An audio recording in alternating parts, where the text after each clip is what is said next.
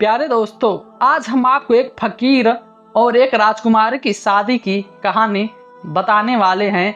और यह सुनकर सभी गांव वाले हैरान रह गए और राजा कैसे जानवर बन गया और अल्लाह पाक ने उसके साथ ऐसा क्यों किया। तो ये वीडियो अंत तक जरूर देखिए। दोस्तों, एक बार की बात है कि एक बहुत ही सुंदर गांव था। उस गांव में एक राजा रहता था। उसकी एक बहुत सुंदर बेटी थी। पिता अपनी बेटी से बहुत प्यार करता था। जब उसकी बेटी शादी के लायक हो गई तो उसने दूसरे राजाओं से संपर्क करना शुरू कर दिया। वह अपनी बेटी की शादी के लिए लड़कों से भी मिल रहा था, लेकिन अभी तक उसे अपनी बेटी के लायक कोई नहीं मिला। एक दिन उस गांव में एक भिखारी फकीर के पास आया जो लगभग 80 साल का था। उसने राजा से कहा, मैं आपकी बेटी से शादी करना चाहता हूँ। यह सुनकर राजा को बहुत गुस्सा आया। उसने कहा, तुम्हारी हिम्मत कैसे हुई? तुम्हारी हैसियत को देखते हुए तुम मेरी बेटी के बारे में बात कर रहे हो? जरा सोचो। उसने अपने आरोपी से कहा कि वह तुरंत उसकी गर्दन उड़ा दे। उसने मेरी बेटी को अपनी पत्नी बनाने की हिम्मत कैसे की? फकीर को गिरफ्तार कर लिया गया, ले जाया गया और जेल में डाल दिया गया। फकीर ने कहा, तुम मेरी बात समझने की कोशिश करो। मैं तुम्हारी बेटी से शादी करना चाहता हूँ, लेकिन इसके पीछे एक बहुत बड़ा कारण है। लेकिन राजा ने कहा, मैं अब यही बात नहीं सुनना चाहता। राजा ने तुरंत उससे कहा कि उसे ले जाओ और उस फकीर को जेल की कोठरी में डाल दिया गया। जब यह खबर राजकुमारी तक पहुंची तो उसने अपने पिता से कहा, तुम ये क्या कर रहे हो? एक बुजुर्ग व्यक्ति के साथ ऐसा करना अच्छा नहीं। उन्होंने कहा कि तुम जेल के बीच में हो, इसमें मत पड़ो। वो राजकुमारी दयालु थी। उसने कहा कि जो भी हो, मुझे यह पसंद नहीं कि इस देश का राजा एक बूढ़े आदमी पर इस तरह जुल्म करे। राजा ने कहा कि तुम्हारी बात मैं मान लूं तो तुम यहाँ से चली जाओ। अब वह चली गई थी, लेकिन राजकुमारी को यह नहीं पता था कि वह उसके विवाह का संदेश लेकर यहाँ आया है। जब राजकुमारी को इस बारे में पता चला तो उसने कहा कि यह फकीर मेरे लिए विवाह का संदेश लेकर आया है। फिर उसने अपने पिता से कहा। वह फिर के फकीर के पास आई और पूछने लगी। क्या कहा कि फकीर के पास आई और पूछने लगी कि यह फकीर मुझसे विवाह करने के लिए कहा है। राजा ने सभी को मना किया था कि मेरी बेटी इस बारे में पता नहीं चलना चाहिए, क्योंकि वह बहुत जिद्दी है और जो भी फैसला लेती है वह अब राजा को पता चल गया कि मेरी बेटी को सच्चाई पता चल गई है। तो वह क्रोधित हो गया और कहा कि यह बूढ़ा आदमी मेरी इकलौती बेटी, मेरी प्यारी बेटी से विवाह की सोच भी कैसे कर सकता है? बेटी बहुत समझदार थी और उस पिता के सामने चुप रही, लेकिन उसने मन ही मन सोचा कि अगर वह फकीर मुझसे शादी करना चाहता है तो इसके पीछे कोई वजह जरूर होगी। वह उसी फकीर से मिलने जेल में गई और फकीर से पूछा कि तुम मुझसे शादी क्यों कर रहे हो? फकीर ने कहा कि जब तुम मुझसे विवाह करोगी तब तुम्हें स्वयं पता चलेगा कि मैं तुमसे विवाह क्यों किया। उसने कहा, ठीक है, मैं तुमसे विवाह करने के लिए तैयार हूँ। यह समाचार पूरे देश में जंगल की तरह आग में फैल गई। लोग तरह तरह की बातें कर रहे थे कि राजकुमारी उस बूढ़े फकीर से विवाह करना चाहती है और वह स्वयं इसके लिए सहमत हो गई। जब राजा ने अपनी बेटी को समझाने का प्रयास किया तो उसने कहा, आपने मुझे बहुत प्यार से पाला है, आपने मेरी हर इच्छा पूरी की है। अब जब विवाह की बात है, जब मुझे विवाह करना है तो मैं उसी से विवाह करूंगी जिससे मेरा दिल चाहेगा। लेकिन वह मानने को तैयार नहीं था। वह उसकी एकमात्र राजकुमारी थी। राजा ने अपनी बेटी को विवाह एक फकीर से कर दिया। उसकी जिद के कारण वह बहुत चिंतित थी कि वह अपनी बेटी का विवाह फकीर से कैसे कराऊंगा। उसने कहा कि यदि मैं विवाह करूंगी तो उसी से करूंगी। मैंने उसकी आंखों की सच्चाई देखी है जो मैंने राजा तक किसी की आंखों में नहीं देखी। वह देखा बेटी के कहने पे आखिरकार राजा को मानना ही पड़ा उसने खुद की पूरी सल्तनत को सौंप दिया कि हमारी बेटी की शादी हो रही है, लेकिन यह शादी बहुत ही साधारण होगी, सिर्फ निकाह होगा और आज के बाद मेरी बेटी महल में नहीं रहेगी बल्कि वह झोपड़ी में रहेगी और जिससे शादी कर रही है उसके साथ रहेगी। राजा बहुत नाराज था क्योंकि वह नहीं चाहता था कि उसकी बेटी उस फकीर से शादी करे। वह अपनी मर्जी से काम कर रही थी, इसलिए वह अपनी बेटी को सजा देना चाहता था। जब राजकुमारी को सारे सुख सुविधाएं छोड़कर उस फकीर के पास झोपड़ी में रहना पड़ा तो राजकुमारी के लिए सबसे बड़ा सजा और क्या हो सकती है। राजा का ये आदेश लोगों के लिए बहुत ही अजीब था, लेकिन सबसे ज्यादा हैरान करने वाला था गोई थोक फर के। फकीर के साथ झोपड़ी में रहना मैं रहने के लिए तैयार हूँ। जब मेरी शादी होगी तो मैं भी वहीं रहूंगी जहाँ मेरा पति रहेगा। यह एक अनोखी कहानी थी जिसे कोई नहीं समझ सकता था। एक फकीर, एक छोटी सी राजकुमारी, वह एक बूढ़े फकीर से शादी क्यों करना चाहती है। खैर, राजा के आदेश पे शादी हो गई। राजकुमारी फकीर के साथ चली गई। फकीर का घर एक पेड़ के नीचे एक झोपड़ी थी। वहां फकीर पहुंचा और अपनी पत्नी से बोला, यह मेरा छोटा सा घर है, अब तुम यहीं रहना होगा। तुमने बिना कारण जाने मुझसे शादी कर ली। तुम्हारे विचार बहुत अच्छे हैं, इसके लिए तुम्हारा बहुत बहुत धन्यवाद करता हूँ, लेकिन मेरे पास ऐसा कुछ नहीं है। मैं हर समय भूखा रहता हूँ और रात को प्रार्थना करता हूँ। जब भी मैं तुमसे कहीं मिलता हूँ तो खाना खाता हूँ। क्या तुम इस हालत में मेरे साथ रहोगी? राजकुमारी ने कहा, अगर मैंने तुमसे शादी की है तो इसका मतलब है कि तुम भी इसी हालत में हो। फकीर ने कहा कि मैंने तुमसे शादी की है, इसके पीछे दो बड़े रहस्य हैं, लेकिन तुमने मुझसे शादी क्यों की? उसने कहा कि मैंने अल्लाह की बारगाह में दुआ मांगी थी कि अगर कोई नेक इंसान मेरी जिंदगी में आता है तो मैं भी तुम्हें अपनी पति मानूंगी, चाहे वो किसी सल्तनत का राजकुमार हो या कोई दरवेश। जिस दिन तुम हमारे लिए यहाँ आए थे तो मैं आपकी आंखों में मेरी दुआ कबूल कर रही थी और तुमसे शादी करने के लिए राजी हो गई। इसलिए मेरे पिता प्यारे, आज भी वह मुझसे नाराज हैं, लेकिन मैंने अल्लाह ताला को मौजूद और साथ जानते हुए इस रिश्ते को कबूल किया। फिर चाहे कुछ भी हो जाए, मैं तुम्हारे साथ रहना पसंद करूंगी। इतनी धैर्यवान थी कि फकीर ऐसी पत्नी पाकर बहुत खुश हुआ और वह दोनों फकीर बिना किसी मकसद के कोई काम नहीं करते। दिन भर भूखे रहना और रात भर अल्लाह से प्रार्थना करना। राजकुमारी ने यह बात अच्छी तरह समझ ली थी कि राजमहल छोड़ चुकी थी और शाही जीवन शैली छोड़कर फकीर की जिंदगी अपनाकर अल्लाह का शुक्रिया अदा कर रही थी। अपनी पत्नी को इस हालत में देखकर फकीर अल्लाह का बहुत शुक्रिया अदा करता था और हमेशा उसके लिए दुआ करता था। एक दिन फकीर किसी काम से जंगल से बाहर गया और वहां राजकुमारी से मिला। एक अनजान आदमी ऐसा करने आया था। वह दरअसल उसके पिता का भेजा हुआ नौकर था। उसने कहा कि तुम्हारे पिता तुम्हें बहुत याद करते हैं और पूछते हैं कि हमारी राजकुमारी खुश है या नहीं और उस फकीर की क्या हालत है। यह सुनकर राजकुमारी का दिल भर आया और फिर नौकर ने कहा कि हमारी बेटी से कहो कि अगर वह महल में वापस आना चाहती है तो हम उसे वापस महल में बुला लेंगे। यह बहुत बड़ी बात थी। कभी कभी तो खाने के लिए खजूर भी कम पड़ जाते हैं। एक रात हम मिले फकीर प्रार्थना कर रहे थे। उसने किसी के आने की आवाज़ सुनी। फकीर ने देखा कि एक आदमी सिर पे बड़ी थैली लाकर आ रहा है। उन्होंने कहा, शाह सलामत, यह डिनर अपनी बेटी के लिए भेजा है और आप मेरी बेटी से यह कहा कहते हैं कि वो पानी में कूदने में भी सक्षम नहीं है। उसके पिता अभी भी वहाँ हैं और उसे सब कुछ दे सकते हैं।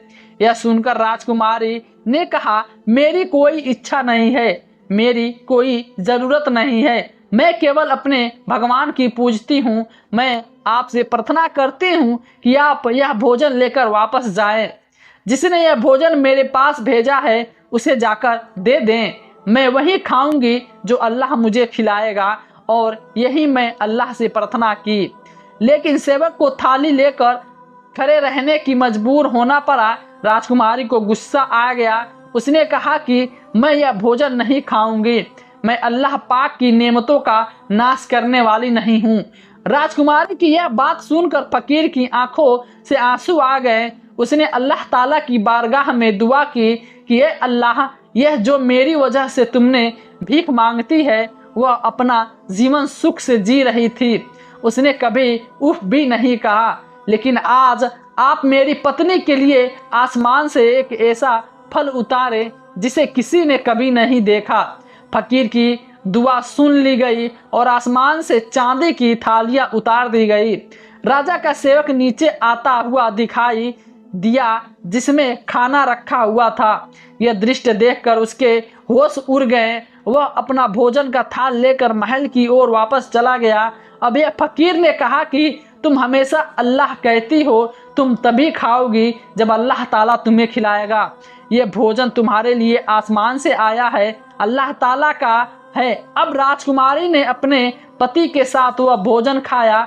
आज उसने शादी के बाद पहली बार भरपेट भोजन किया था। इस मौके पर नौकर अल्लाह का शुक्रिया अता किया और जब वह महल वापस आया तो उसने राजा से कहा, अब आप अपनी बेटी की चिंता ना करें, उसके लिए आसमान से चांदी के बर्तन उतारे जा रहे हैं, वो बहुत अच्छी जिंदगी जी रही हैं। कोई फकीर नहीं बल्कि लगता है वह किसी सल्तनत का राजकुमार है। राजा ने कहा कि ऐसा कैसे हो सकता है, वह झोपड़ी में क्यों रहेगा, मेरी बेटी मेरे खिलाफ कैसे जा सकती है। अपने नौकर की बातें सुनकर राजा के कान खड़े हो गए, लेकिन उसके सामने उसने कुछ नहीं कहा। उसने कहा, मुझे भी जाकर देखना चाहिए कि मेरी बेटी के लिए खाना कहाँ से आता है। एक दिन वह चुपके से भेष बदलकर फकीर की झोपड़ी के पास पहुंच गया। उधर फकीर ने फिर अल्लाह से प्रार्थना की। प्रार्थना में राजा ने खुद अपनी आंखों से देखा कि आसमान से एक थाली उतर रही है और उसने ऐसा खाना था जो आज तक किसी ने नहीं खाया था। ऐसा खाना कभी नहीं बना था। राजा के राजमहल में यह सब देखकर उसका खून खौलने लगा। वो वापस महल में आया और दाएं बाएं घूमने लगा। उसने कहा कि मुझे लगता है कि यह फकीर बहुत बड़ा जादूगर है, इसलिए वह इस तरह ऊपर से खाना मंगवा रहा है। उसने अपने खास आदमी से कहा कि इस जादूगर को खत्म करना होगा, इसने हमारी बेटी को ले लिया है। हमने दूर कर्मचारी ने कहा कि हाँ, मैं एक जादूगर को जानता हूँ जो उससे लड़ सकता है, वो बहुत ही सिद्ध जादूगर है, उसने जादू के आगे किसी का जादू नहीं चलता और सभी असफल हो जाते हैं। उसके सामने वह दरवेश क्या है, 80 साल का बूढ़ा आदमी जिसके पैर कब्र में लटक रहे हैं। राजा ने कहा, ठीक है, उस जादूगर को तुरंत बुलाओ और मेरे पास लाओ। इस तरह वह फकीर मेरी बेटी को अपने साथ ले गया और जादू के तौर पे उसे रोज खाना खिला रहा है। जब राजकुमारी को इतना अच्छा खाना खाने को मिलेगा तो राजकुमारी उसकी तारीफ करेगी। मुझे बस अपनी बेटी वापस चाहिए, किसी कीमत पर। उस जादूगर ने कहा। उसने अपना अभ्यास शुरू किया। कुछ दिन करने के बाद उसे पता चला कि वह जादूगर नहीं बल्कि अल्लाह का नेक बंदा है। उससे मुकाबला करना इतना आसान नहीं है। जादूगर सीधे राजा के पास आया और बोला, मैं उससे मुकाबला नहीं कर सकता, क्योंकि अगर मैं उसके सामने खड़ा हो गया तो मुझे बहुत बड़ा नुकसान होगा। राजा पूछने लगा कि किस तरह का नुकसान होगा। उसने कहा कि मैं उसके साथ कोई जादू नहीं करना चाहता। राजा बहुत गुस्से में बोल रहा था, क्योंकि अब तक वह बर्दाश्त कर रहा था। आज उसने अपनी बेटी की हर जिद पूरी की थी।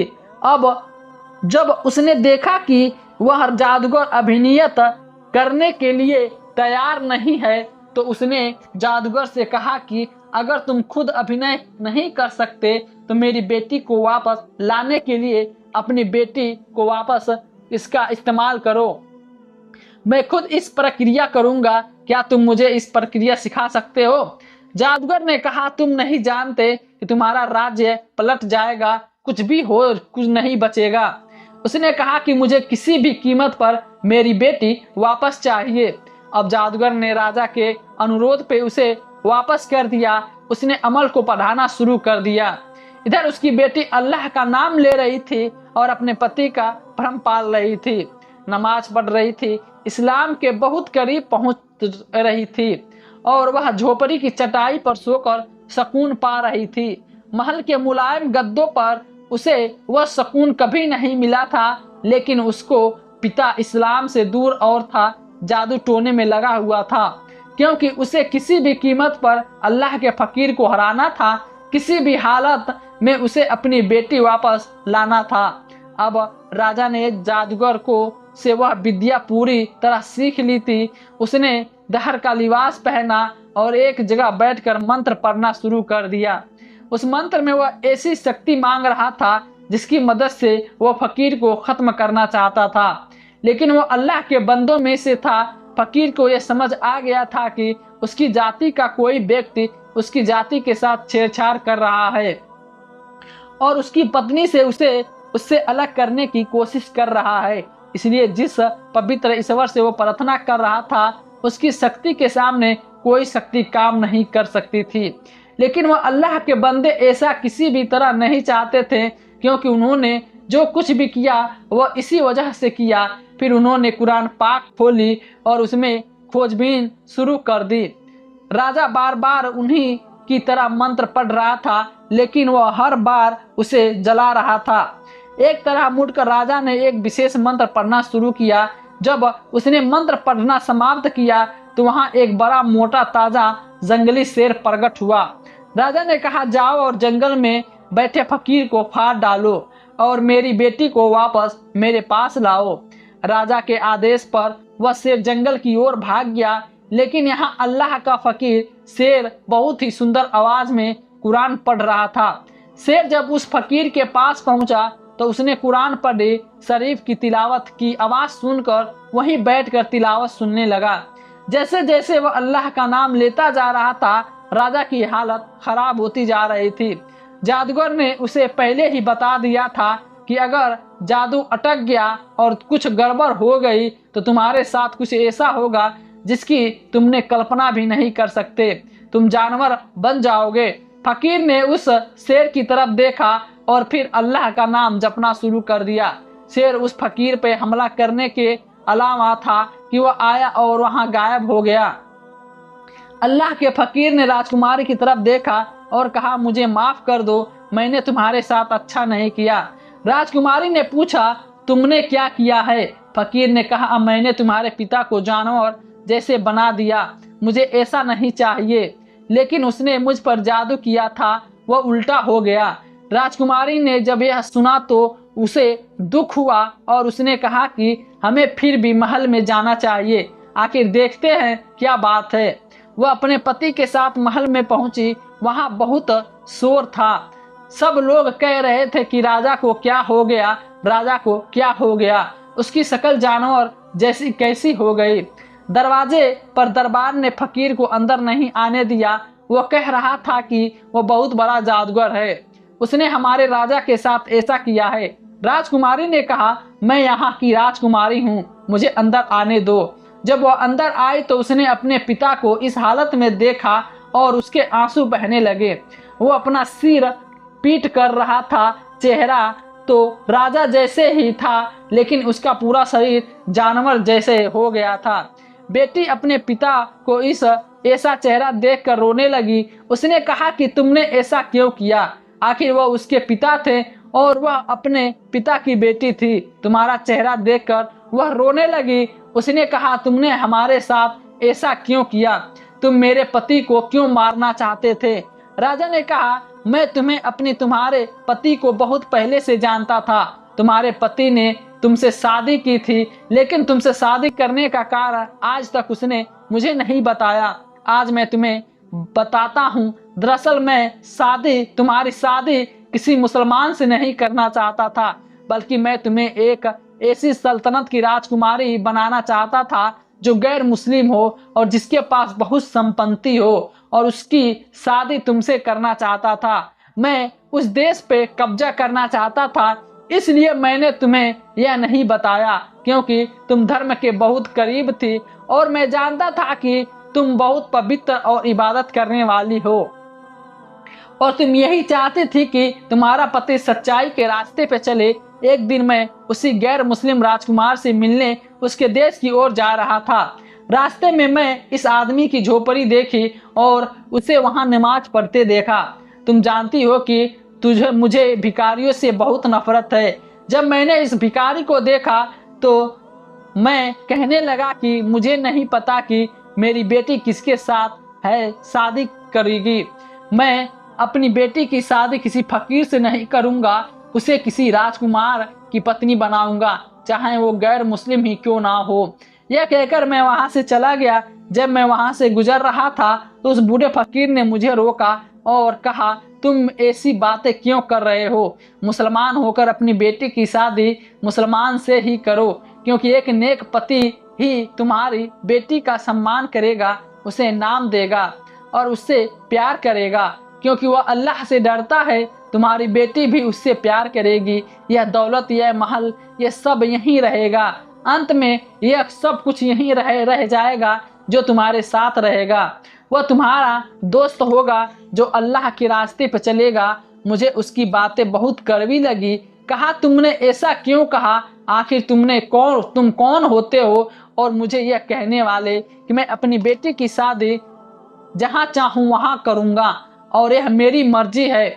उसने इतनी नफरत से कहने लगा कि मैंने अपने सैनिकों से कहा, कहकर उसे कोड़े भी मरवाए, फिर भी उसने मुझे जाने नहीं दिया। मैं बार बार कहता रहा कि मैं अपनी बेटी को शादी वहीं करूँगा।